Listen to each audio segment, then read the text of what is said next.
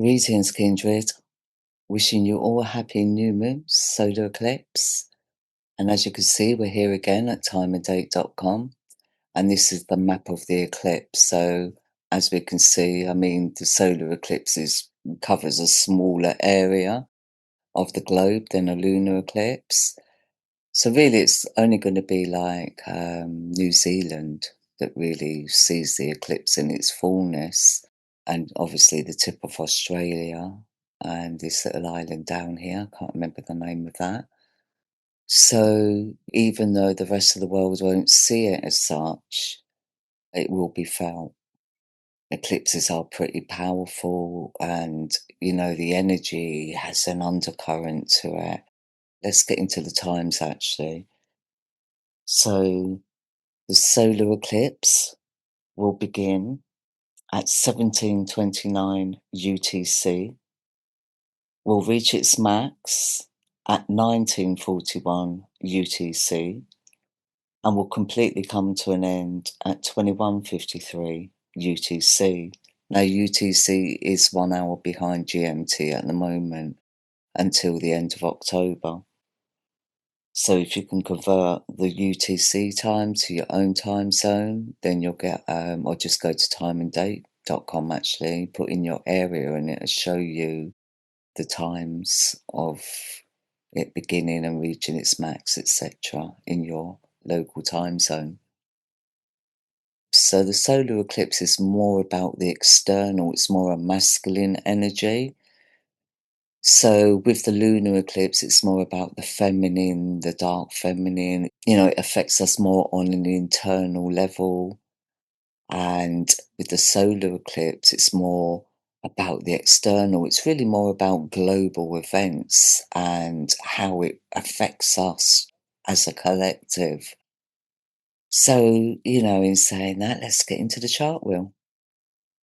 So the new moon will begin on September 21st at 20:54 in the GMT time zone, at 15:54 in the EDT time zone, and the new moon will begin on September 22nd at 5:54 in the AEDT time zone. So as the new moon begins, she will be at 4 degrees conjunct the sun, as she always is at a new moon, in the sign of Virgo. So this solar eclipse is really bringing up a lot of nervous energy for one. It is definitely about our mentality as well, with Mercury conjunct, but not within 4 degrees, fortunately, means that we can actually see things on a clearer level. But the number 11 is a master number, and with master numbers always come challenges.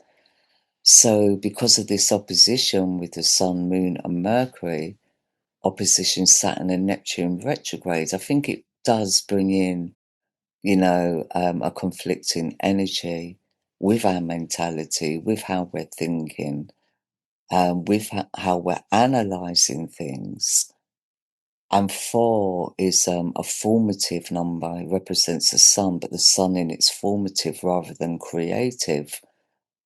So, in this respect, it can be, well, it is considered a more negative energy. So, again, it can affect us more internally, but it will be triggered by external events. Either that's the people around us or global events in general. But with the moon in opposition to Saturn, who's in retrograde right now in the sign of Pisces, there can be a stagnation, a very stagnant energy with that.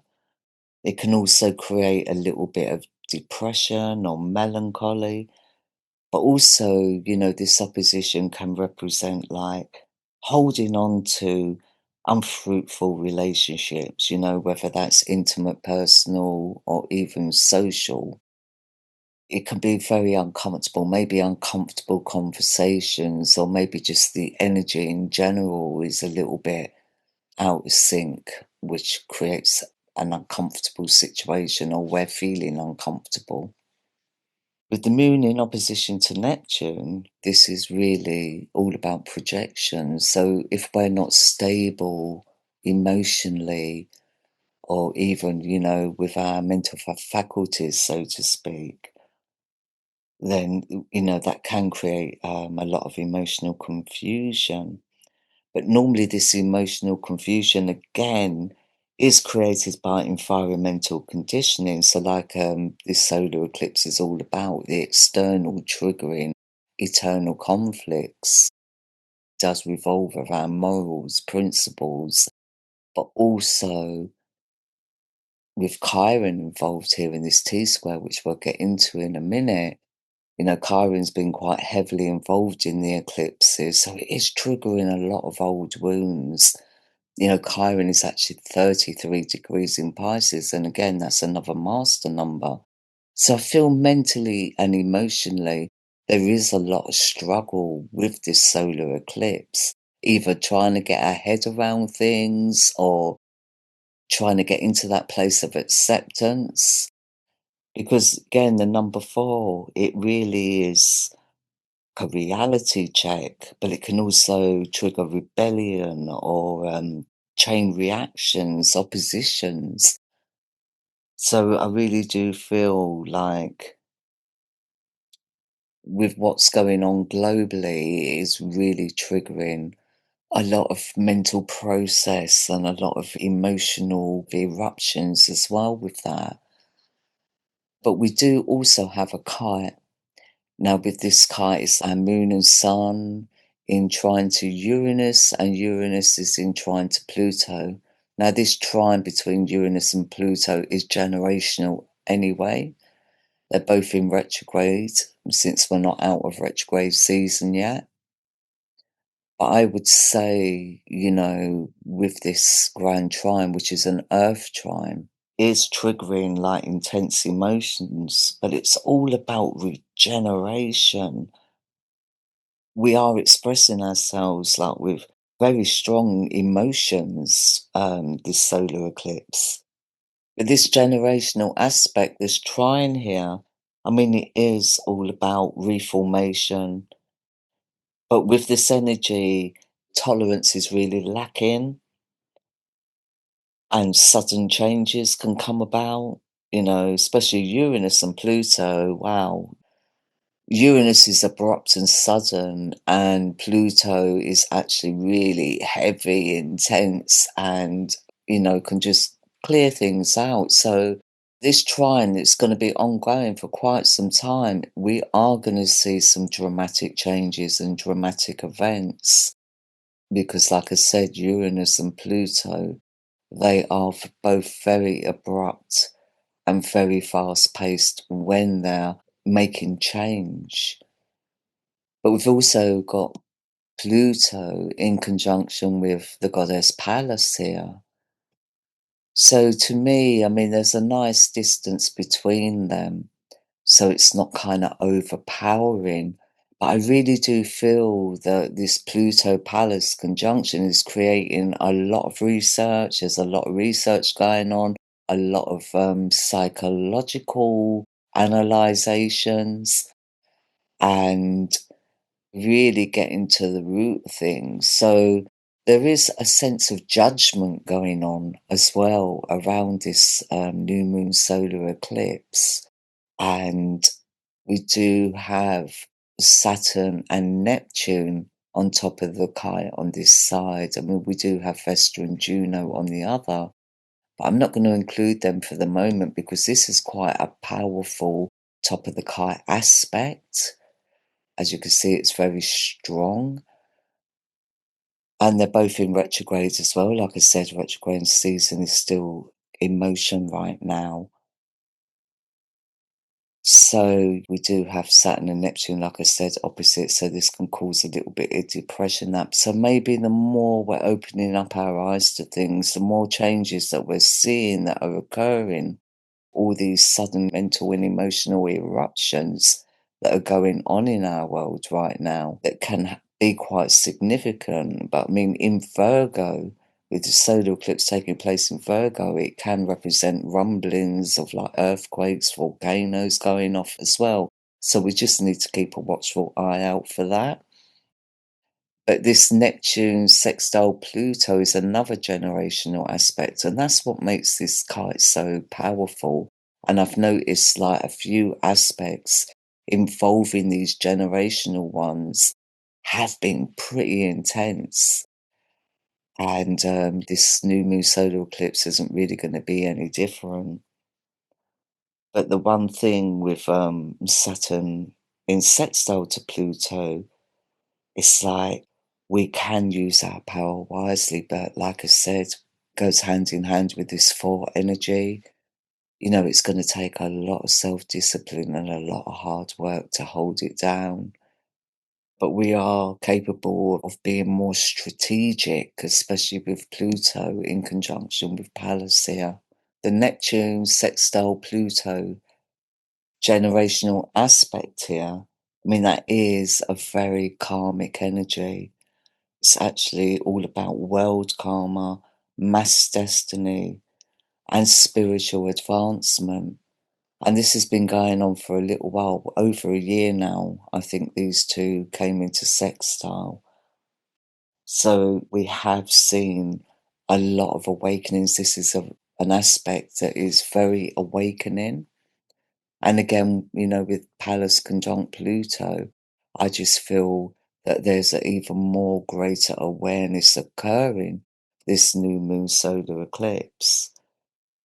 But with Saturn, who's in retrograde sextile Uranus, there can be a lot of truth that comes out with this energy, and where we can actually be constructive when it comes to creating solutions for problems in the world or in within our circles. But with this energy, we can also create good friendships as well.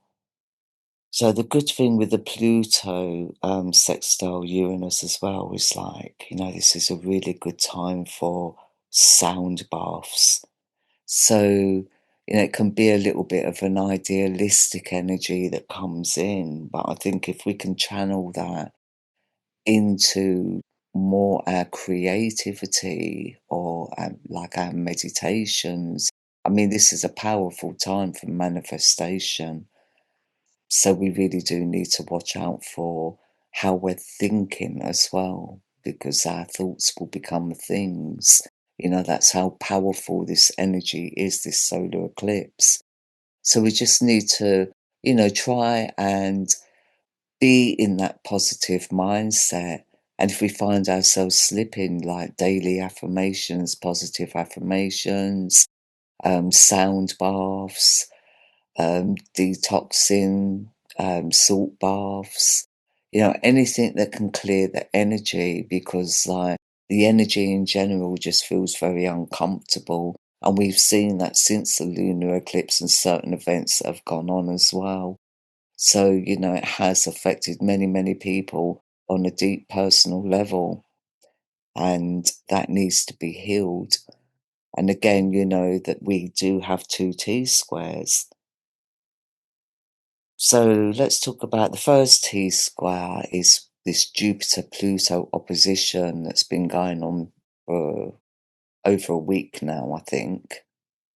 And we've got Jupiter in Gemini, so it's very mutable energy, and Pluto in Capricorn. Well, Capricorn is cardinal, but Pluto in Capricorn does kind of represents like big corporations, or, you know, it's all about power and control, psychology. It's like the detectives, like, governmental research.